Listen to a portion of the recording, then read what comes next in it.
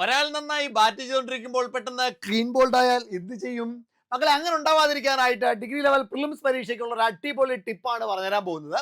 അതായത് RBI റേറ്റ്സും റേഷ്യോസും ഒരു mark ഉറപ്പിക്കാവുന്ന, ഏറ്റവും കൂടുതൽ ആളുകൾ നെഗറ്റീവ് അടിക്കാൻ സാധ്യതയുള്ള ആ ഒരു മാർക്ക് ദാ കിടക്കുന്നു.